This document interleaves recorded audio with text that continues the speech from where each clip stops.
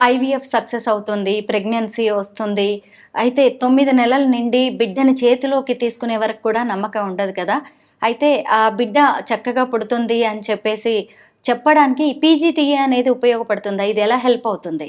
PGTA it's like A screening test. నేను ఇందాక మీకు చెప్పినట్టుగా జెనెటిక్ కాంపోనెంట్, క్రోమోజోమల్ కాంపోనెంట్ నార్మలా, అబ్నార్మలా అని చెప్పి తెలుసుకుంటాం. Okay. So genetic component, chromosomal component నార్మల్‌గా ఉంది అన్నప్పుడు లైవ్ బర్త్ రేట్ అనేది మనకి ఇంప్రూవ్‌మెంట్ అనేది ఉంటుంది. సో మనం ఎప్పుడైతే ఈ జెనెటికల్లీ నార్మల్ ఎంబ్రియోస్‌ని మనం ట్రాన్స్‌ఫర్ చేసుకుంటామో దానివల్ల ఆ లైవ్ బర్త్ రేట్ అనేది ఇంక్రీజ్ అవుతుంది. ఓకే. సో దాని వల్లనే ఐవీఎఫ్ సక్సెస్ అనేది కూడా డిపెండ్ అయ్యి ఉంటుంది. చాలా మందిలో మేడం ఇమ్యూనిటీ అనేది తక్కువగా ఉంటుంది ఆడవాళ్ళకి. అలాంటివి ఈ ఐవీఎఫ్ ఫెయిల్యూర్‌కి ఏమైనా కారణమయ్యే ఛాన్స్ ఉంటుందా? అవును. మనము ఈ రికరెంట్ ఇంప్లాంటేషన్ ఫెయిల్యూర్‌లో మనం ఎప్పుడైతే ఫీమేల్‌ని ఎవాల్యుయేట్ చేసుకుంటూ ఉంటామో, ఫస్ట్‌గా మనం ఇందాక అనటామికల్‌గా అంటే వాళ్ళు ఫైబ్రాయిడ్స్ ఉన్నాయా? లేదా పాలిప్స్ ఉన్నాయా? సెప్టమ్ ఏమన్నా ఉందా? అని చెప్పి చెక్ చేసుకొని దాని ప్రకారంగా ట్రీట్మెంట్ చేసుకుంటాం.